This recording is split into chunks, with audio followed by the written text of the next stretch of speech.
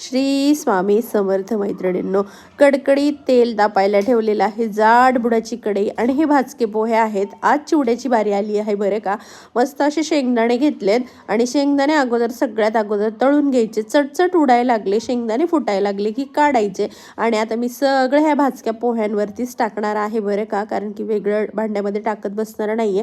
असंही सगळं आपल्याला एकत्रच करायचं आहे. त्यानंतर बघा, वेफर्सच्या किसनीने पातळ पातळ पातळ असं खोबरं चे काप करून घेतलेले आणि तेही तळून घेतलेत.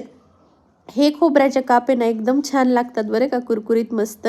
आणि त्यानंतर असे हे मस्त खोबऱ्याचे काप काढून घेतल्याच्या नंतर ह्याच्यामध्ये टाकणार आहे फुटाण्याची डाळ किंवा डाळवा, असं दोन्हीपैकी काहीही म्हणतात ह्याला.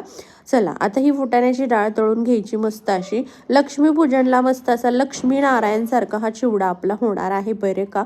खूप सुंदर भाजक्या पोह्यांचा अगदी चटपटीत चहासोबत एक चहाचा घोट आणि एक चिवड्याचा घास, असा ह्या चिवड्याचा आनंद घ्यायचा आहे बरं का मैत्रिणींनो. आणि हा बघा, एक वाटी लसूण होता, हा मी टेचून घेतला आहे मस्त असा. आणि लसूण सुद्धा तळून घ्यायचा आहे. अगदी त्याचा कलर चेंज होऊस तोपर्यंत आपल्याला लसूण हे करायचं आहे, तळून घ्यायचा आहे. लसूण तळल्याच्या नंतर ह्यामध्ये थोडेसे ना ड्रायफ्रूट्स तळून घेणार आहे बरं का मी. आता मी टाकलेले आहेत बदाम. तर बदामाचे ना मी दोन काप केलेत, मधनं कापून 2 तुकडे केलेत, कारण अख्खा बदाम खायला कंटाळा करतात बरं का चिवड्यामधला, मग तो तसाच बाजूला काढून ठेवतात. मग त्यामुळे म्हटलं एवढे ड्रायफ्रूट महाग आणि कुठे बाजूला काढून ठेवायला, ह्यांच्यासाठी ठेवायचं नाही म्हटलं चला ह्याचे तुकडेच करून टाकूयात. तसंच काजूही तळून घेतलाय बघा. आणि काजू तळल्याच्या नंतर थोडेसे मणुके जे आहेत ना ते टाकणार आहे.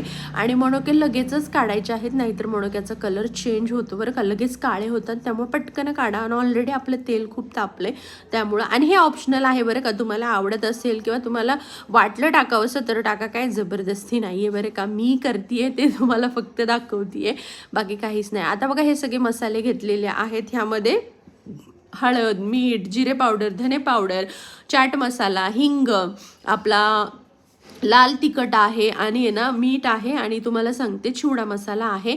मस्त मोठ्याच्या मोठं पातेलं घेतले, ह्याच्यामध्ये जिरं, मोहरी आणि कढीपत्ता टाकलाय. इथे मात्र मी आहे ना तुम्हाला सांगते पांढरे तीळ टाकायचे विसरले. तुम्ही मात्र आठवणीने पांढरे तीळ टाका, त्यामुळं काय होईल, खूप छान अशी चव येईल. त्यानंतर जिरे, मोहरी, कढीपत्ता तडतडल्यानंतर गॅस बंद केला, पातेलं खाली घेतलं, मस्तपैकी मांडी घालून बसले आणि त्यामध्ये सगळे मसाले टाकले. मसाले गॅस बंद करूनच टाकायचे आहेत, कारण की करपतात, करपटवास चिवड्याला येऊ नये म्हणून. आणि त्यानंतर सगळं असं व्यवस्थित आपलं पोहे टाकले, भाजके मस्त असं मिक्स करून घेतलं, थोडीशी पिठी साखर आणि आपला रेडी झालेला आहे चिवडा. कसा वाटला कमेंट करा, लाईक करा, शेअर करा. अजूनही चॅनलला